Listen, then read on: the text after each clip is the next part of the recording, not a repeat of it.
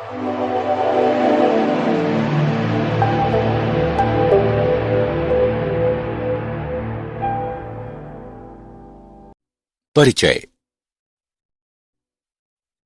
अजय, तुम क्या पढ़ रहे हो?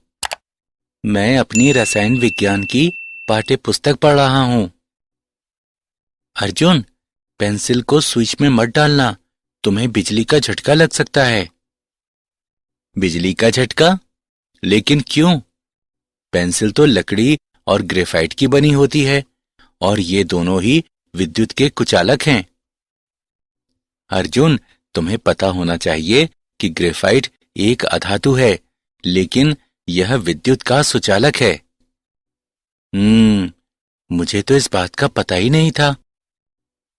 ठीक है, मैं तुम्हें एक प्रयोग के माध्यम से यह दिखाता हूं। जब हम स्विच ऑन करते हैं तो मल्टीमीटर विद्युत धारा का प्रवाह प्रदर्शित करता है। इससे पता चलता है कि ग्रेफाइट से होकर विद्युत धारा प्रवाहित हो सकती है। इसलिए ग्रेफाइट विद्युत का सुचालक है। अजय, अब मैं ये बात समझ गया और अब मैं इस बारे में और अधिक जानना चाहता हूं। ग्रेफाइट कार्बन का एक अपर रूप है। कार्बन आवर्त तालिका के पी ब्लॉक का एक तत्व है। इस बारे में और समझने के लिए पहले हमें पी ब्लॉक के तत्वों का अध्ययन करना होगा। छात्रों, आज हम पी ब्लॉक के तत्वों के बारे में अध्ययन करेंगे।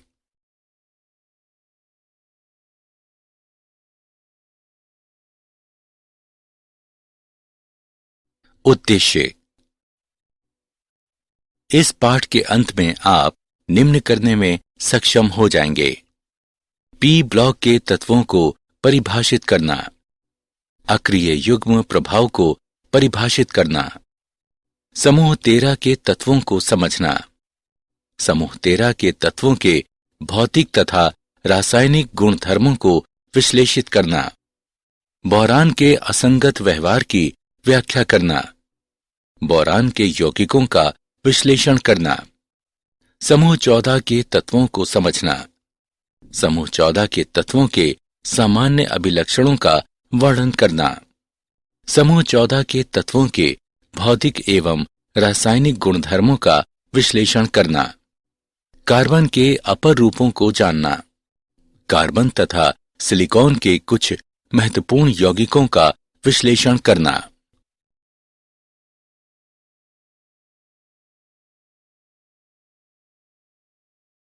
परिभाषा। आवर्त तालिका में समूह 13 से 18 तक के तत्व सामूहिक रूप से पी ब्लॉक तत्व कहलाते हैं। Boron, carbon, nitrogen, oxygen, fluorine तथा हीलियम इन समूहों के शीर्ष हैं। इन तत्वों का सामान्य इलेक्ट्रॉनिक विन्यास ns2np 1 से 6 होता है। इनमें इनके वाह्यतम कोश के पी कक्षकों में अंतिम इलेक्ट्रॉन होता है। किसी पी ब्लॉक तत्व द्वारा प्रदर्शित अधिकतम ऑक्सीकरण संख्या संयोजी इलेक्ट्रॉनों की कुल संख्या के समान होती है। अधिकतम ऑक्सीकरण संख्या समूह ऑक्सीकरण संख्या कहलाती है।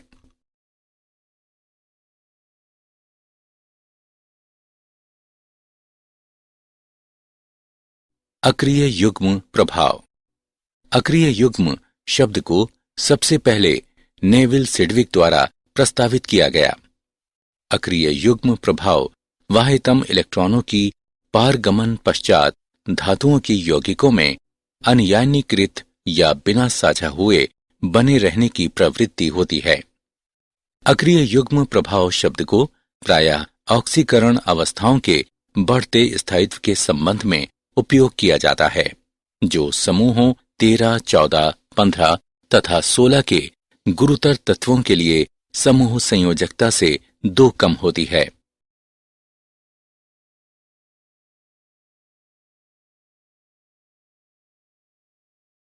समूह 13 के तत्व। बोरॉन परिवार। गुणों में बोरॉन परिवार के तत्व बृहद भिन्नता प्रदर्शित करते हैं। बोरॉन एक प्रारूपिक अधातु है। एल्यूमिनियम एक धातु है, परंतु इसके अनेक रासायनिक गुणधर्म बोरॉन के समान हैं। गैलियम, इंडियम तथा थैलियम गुणधर्मों में लगभग पूर्णता धातु हैं। इलेक्ट्रॉनिक विन्यास। समूह 13 के तत्वों का बाह्य इलेक्ट्रॉनिक विन्यास Ns⁻2 Np⁻1 होता है। बोरॉन और एल्यूमिनियम में नोबल गैस कोर होती है। गैलियम और इंडियम में नोबल गैस तथा 10d इलेक्ट्रॉन होते हैं। थेलियम में नोबल गैस तथा 14f इलेक्ट्रॉन और 10d इलेक्ट्रॉन कोरें होती हैं। परमाणविक त्रिज्या। समूह में नीचे जाने पर परमाणविक त्रिज्या बढ़ती है, जबकि Ga की परमाणविक त्रिज्या 135 पिकोमीटर, Al की परमाणविक त्रिज्या 143 पिकोमीटर से कम होती है। ऐसा इसलिए होता है क्योंकि गैलियम में उपस्थित अतिरिक्त 10d इलेक्ट्रॉन बढ़े हुए नाभिकीय आवेश की तुलना में बाह्य इलेक्ट्रॉनों पर दुर्लभ परिरक्षण प्रभाव डालते हैं। आयनन एंथैल्पी। इसका मान समूह में नीचे जाने पर क्रमिक रूप से नहीं घटता। बोरॉन से एल्यूमिनियम तक कमी आकार में बढ़ोतरी के कारण होती है। एल्यूमिनियम से गैलियम तक वृद्धि आयनन एंथैल्पी में असांतत्य के कारण होती है। इंडियम से थैलियम तक वृद्धि D और F इलेक्ट्रॉनों की अक्षमता के कारण होता है, जिनका परिरक्षण प्रभाव दुर्लभ होता है।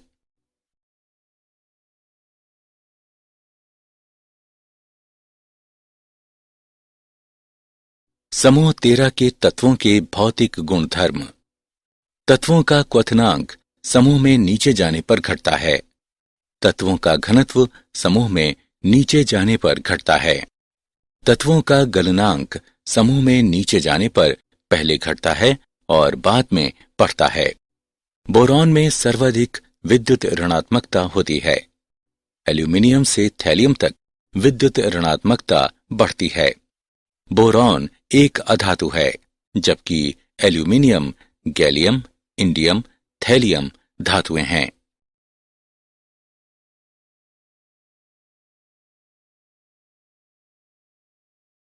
समूह 13 के तत्वों के रासायनिक गुणधर्म। वायु के प्रति अभिक्रियाशीलता। बोरॉन क्रिस्टलीय स्वरूप में वायु के साथ अभिक्रिया नहीं करता। एल्यूमिनियम की सतह पर ऑक्साइड की पतली परत बन जाती है, जो और अधिक क्षय होने से धातु को रोकती है। अक्रिस्टलीय बोरॉन तथा एल्यूमिनियम धातुएं वायु में गर्म करने पर B2O3 और Al2O3 बनाती हैं। उच्च तापमान पर डाई नाइट्रोजन के साथ वे नाइट्राइड बनाती हैं। अम्ल एवं क्षार के प्रति अभिक्रियाशीलता। बोरॉन अम्ल और क्षार के साथ सामान्य तापमान पर भी कोई क्रिया नहीं करता। एल्यूमिनियम उभयधर्मी गुण प्रदर्शित करता है और खनिज अम्लों पर एवं जालीय क्षारों में घुल जाता है। एल्यूमिनियम तनु HCl में घुल जाता है और हाइड्रोजन निष्कासित करता है। हैलोजनों के प्रति अभिक्रियाशीलता। बोरॉन परिवार के तत्व हैलोजन से क्रिया करके ट्राइहैलाइड बनाते हैं।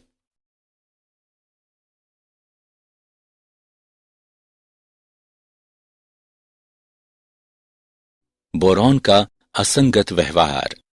कुछ धात्विक गुण होने पर भी बोरॉन एक अधातु है। इसमें धन विद्युतीय गुण होता है। बोरॉन त्रिसंयोजक यौगिक बनाते हैं। ये NaOH विलयन के साथ उबालने पर हाइड्रोजन को मुक्त करता है। बोरॉन के बाइनरी यौगिकों को बोराइड्स के नाम से भी जानते हैं। बोरॉन ट्राइफ्लोराइड लुईस क्षारों जैसे कि NH3 के साथ आसानी से अभिक्रिया करके बोरॉन के परितः अष्टक पूर्ण करता है।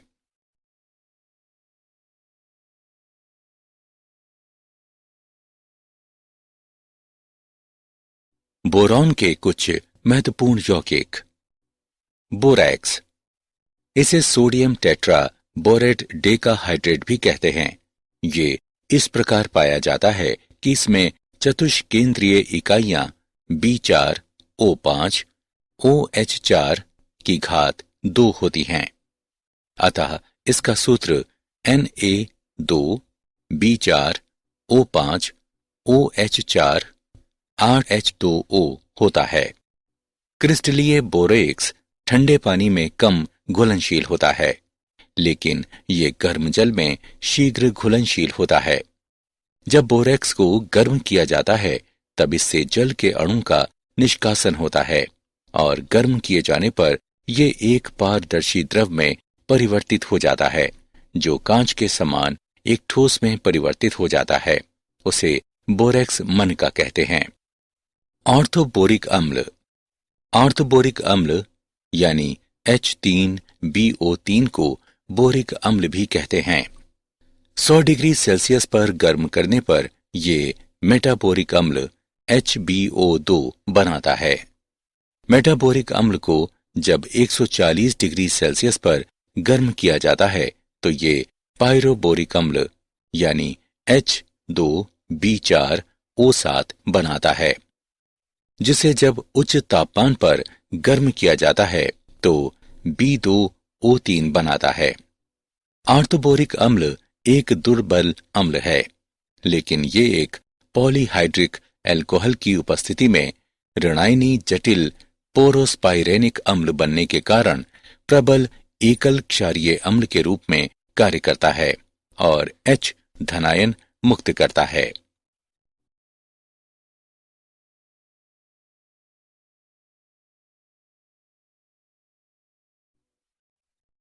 उदाहरण। आइए एक उदाहरण देखते हैं। क्या होता है जब बोरेक्स विलयन को अम्लीकृत और बोरिक अम्ल को गर्म किया जाता है? आइए समाधान देखते हैं। जब बोरेक्स विलयन को अम्लीकृत किया जाता है तो बोरिक अम्ल बनता है। जब बोरिक अम्ल को गर्म किया जाता है तो बोरॉन से सक्रिय ऑक्साइड बनता है।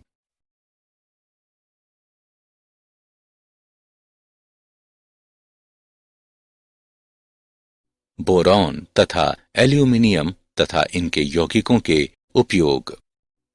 बोरॉन का प्रयोग बहुत से सफाई के उत्पादों, डिटर्जेंट और विरंजकों में किया जाता है। कांच और सिरेमिक बनाने में इसका प्रयोग किया जाता है।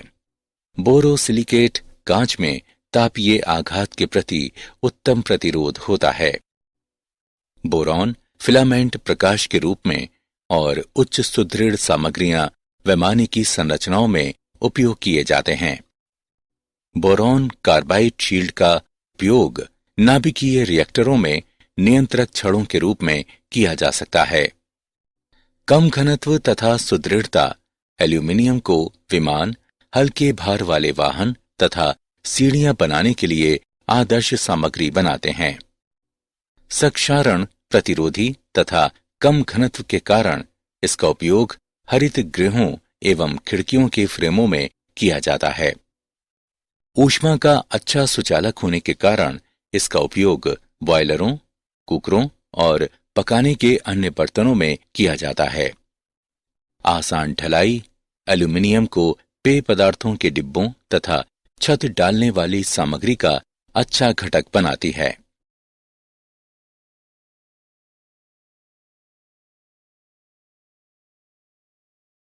समूह 14 के तत्व। कार्बन परिवार। कार्बन मानव शरीर में दूसरा सबसे प्रचुर तत्व है। ये पृथ्वी की भूपर्पटी में प्रति मिलियन लगभग 320 भाग के रूप में बहुतायत से पाया जाता है।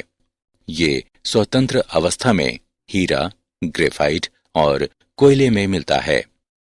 सिलिकॉन पृथ्वी की भूपर्पटी पर पाया जाने वाला दूसरा अति बाहुल्य तत्व है और प्रकृति में सिलिका और सिलिकेट्स के रूप में उपस्थित है। जर्मेनियम केवल सूक्ष्म मात्राओं में ही उपस्थित रहता है। टिन मुख्यतः कैसिटेराइट यानी SnO2 के रूप में पाया जाता है। लेड मुख्य रूप से गैलेना PbS के रूप में मिलता है।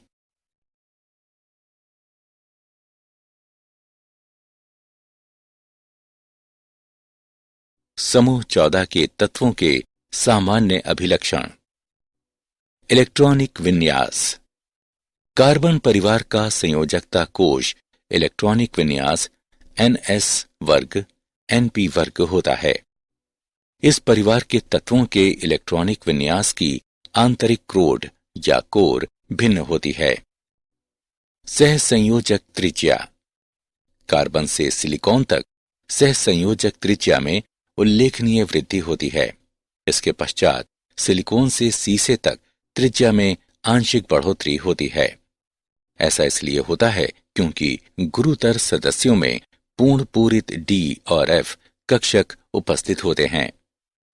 आयनन एथैल्पी।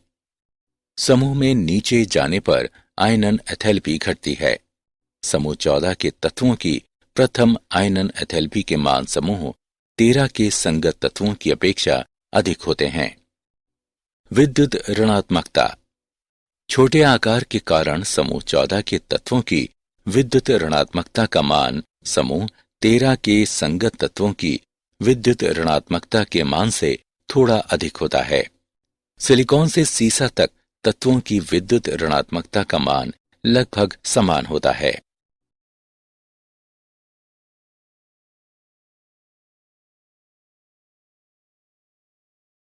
समूह 14 के तत्वों के भौतिक गुणधर्म। समूह में नीचे जाने पर धात्विक लक्षण बढ़ता है। कार्बन और सिलिकॉन में वृहद आणविक जालक से टिन और सीसे में वृहद धात्विक जालक तक संरचनागत परिवर्तन होता है।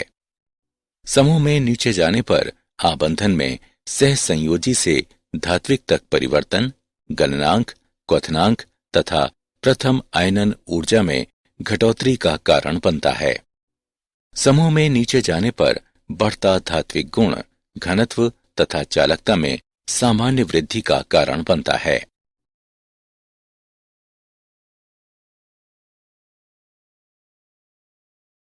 समूह 14 के तत्वों के रासायनिक गुणधर्म। ऑक्सीजन के प्रति अभिक्रियाशीलता। समूह 14 के सदस्य ऑक्सीजन की उपस्थिति में गर्म किए जाने पर ऑक्साइड बनाते हैं।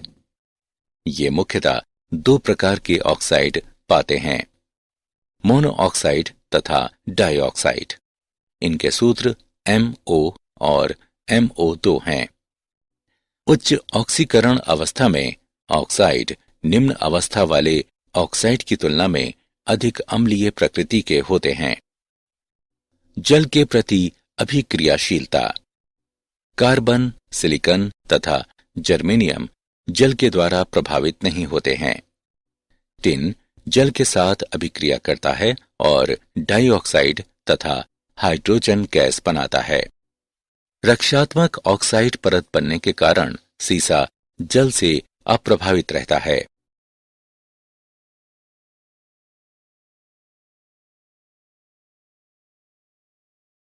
कार्बन का असंगत व्यवहार। कार्बन का प्रयोग मुख्यतः ईंधन के रूप में प्रयुक्त किया जाता है और ये एक अच्छा तनुकारक है। धातु कर्म प्रक्रियाओं में मध्यम विद्युत धनात्मकता वाली धातुओं को उनके ऑक्साइड अयस्कों से कार्बन द्वारा अपचायित करते हुए निष्कर्षित किया जाता है। उच्च तापमान पर उच्च वैद्युत धनात्मक धातुओं के ऑक्साइड कार्बन से अभिक्रिया करके संगत कार्बाइड बनाते हैं। कार्बन में अन्य परमाणुओं के साथ सहसंयोजक बंध द्वारा जुड़कर लंबी श्रृंखला या वलय बनाने की प्रवृत्ति होती है। इस गुण को श्रृंखलन कहते हैं।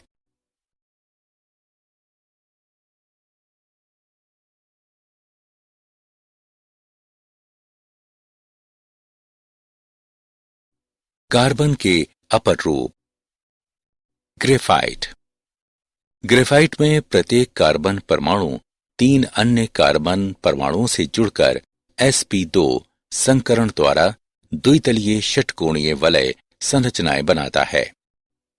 इन दोनों परतों के मध्य आकर्षण बल होता है, इसलिए ग्रेफाइट मुलायम होता है और चाकू से काटा जा सकता है। प्रत्येक परत को अन्य पर खिसकाया जा सकता है, जिससे ये चिकना बनता है और शुष्क स्नेहक के रूप में उपयोग किया जा सकता है। ग्रेफाइट में प्रत्येक कार्बन परमाणु एक स्वतंत्र इलेक्ट्रॉन रखता है जो इसकी चालकता के लिए उत्तरदायी होते हैं। हीरा। हीरे में प्रत्येक कार्बन परमाणु sp3 संकरण द्वारा अन्य 4 कार्बन परमाणुओं से जुड़ा होता है और त्रिविमीय कठोर संरचना बनाता है। कार्बन परमाणुओं के छोटे होने के कारण वे निकट आबद्ध क्रिस्टलीय संरचना बनाते हैं और कठोर हो जाते हैं तथा हीरे को अपघर्षक के रूप में उपयोग किया जाता है। हीरे में कार्बन के परमाणुओं में कोई भी स्वतंत्र इलेक्ट्रॉन नहीं होता है, इसलिए ये विद्युत का कुचालक है। फुलरीन्स। कार्बन का एक अन्य अपरूप फुलरीन्स है जिसमें एक अणु में 60 या 70 या 84 कार्बन परमाणु होते हैं। ये पिंजरेनुमा अणु फुटबॉल की संरचना जैसी आकृति लिए होते हैं। इनका प्रयोग अत्यंत उच्च ताप पर स्नेहक की तरह किया जा सकता है। इनमें बिल्कुल निम्न ताप पर भी अतिचालकता का गुण होता है। उच्च तन्य सुदृढ़ता वाले भारहीन तंतुओं के निर्माण में इनका उपयोग किया जाता है।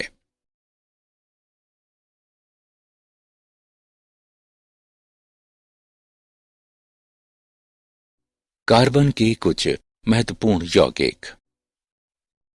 Carbon monoxide. कार्बन मोनोऑक्साइड सामान्य ताप पर सांद्र H2SO4 पर फार्मिक अम्ल को मिलाने से बनता है।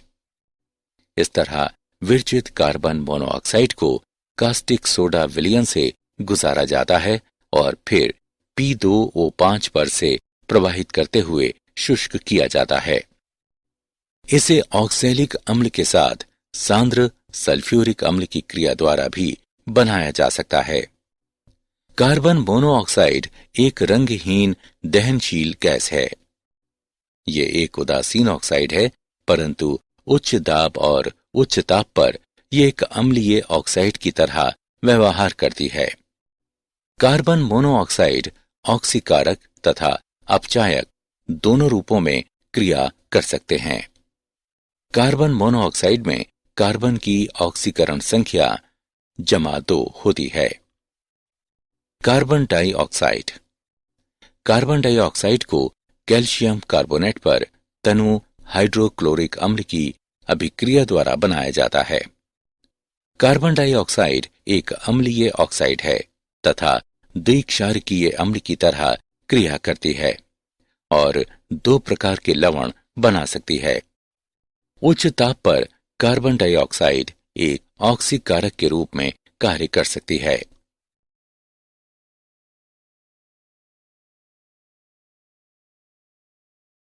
सिलिकॉन के कुछ महत्वपूर्ण यौगिक। Silicon dioxide. सिलिकॉन डाइऑक्साइड का दूसरा नाम सिलिका है। ये अनेक क्रिस्टल संरचनात्मक रूपों जैसे क्वार्ट्ज, क्रिस्टलोबेलाइट तथा ट्राइडाइमाइट में मिलता है। सिलिकॉन डाइऑक्साइड एक सहसंयोजक त्रिविमीय जालक युक्त ठोस है जिसमें प्रत्येक सिलिकॉन परमाणु चतुष्फलकीय रूप में 4 ऑक्सीजन परमाणुओं से सहसंयोजित बंधित रहता है। सिलिका अपने सामान्य रूप में अति उच्च सिलिकॉन ऑक्सीजन बंध एथैलेपी होने के कारण लगभग अन्य अभिक्रियाशील होता है।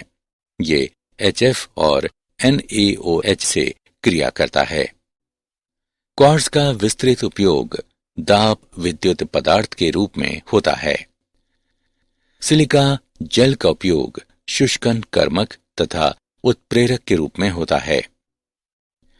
सिलिकेट्स।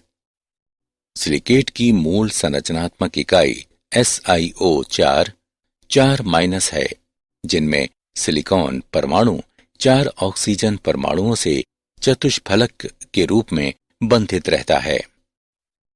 प्रकृति में बड़ी मात्रा में सिलिकेट खनिज पाए जाते हैं, जैसे फेल्डस्पार, जियोलाइट, श्वेत अभ्रक और एस्बेस्टस। जब सिलिकेट इकाइयां आपस में मिलती हैं तो श्रृंखलित वलय, परत या त्रिविमीय संरचना बनाती हैं। मनुष्य द्वारा निर्मित दो महत्वपूर्ण सिलिकेट्स कांच तथा सीमेंट हैं।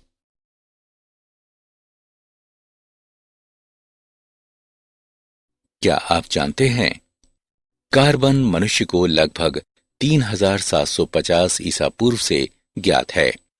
कांसे के निर्माण हेतु तांबे, जस्ते एवं टिन अयस्कों को अपचायित करने के लिए कार्बन का पहली बार उपयोग मिस्र तथा सुमेर सभ्यताओं के लोगों द्वारा किया गया।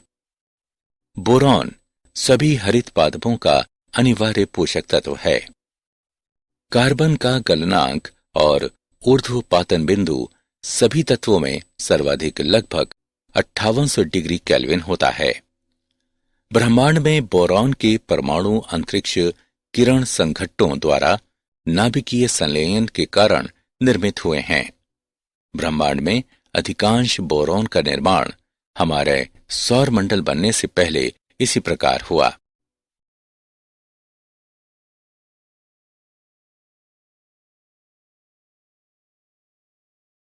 सारांश। आइए हमने जो कुछ सीखा है उसे संक्षेप में दोहराएं। आवर्ती सारणी में 13 से 18 समूह के तत्वों को सामूहिक रूप से पी ब्लॉक तत्व कहते हैं। अक्रिय युग्म प्रभाव बाह्यतम इलेक्ट्रॉनों की संक्रमण पश्चात धातुओं के यौगिकों में अनयानीकृत या बिना साझा हुए बने रहने की प्रवृत्ति होती है। 13 समूह में बोरॉन एक अधातु है, जबकि एल्यूमिनियम, गैलियम, इंडियम और थैलियम धातुएं हैं। एल्यूमिनियम उभयधर्मी गुण प्रदर्शित करता है और खनिज अम्लों एवं जलीय क्षारों में घुल जाता है। कार्बन मानव शरीर में दूसरा सबसे प्रचुर तत्व है।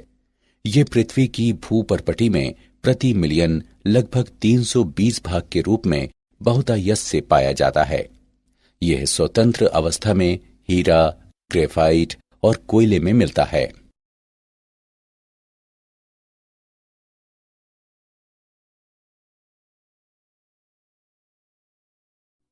कार्बन परमाणुओं में अन्य परमाणुओं के साथ सहसंयोजक बंध द्वारा जुड़कर लंबी श्रृंखला या वलय बनाने की प्रवृत्ति होती है। ये गुण श्रृंखलन कहलाता है। कार्बन मोनोऑक्साइड एक उदासीन ऑक्साइड है, परंतु उच्च दाब और उच्च ताप पर यह एक अम्लीय ऑक्साइड की तरह व्यवहार करती है।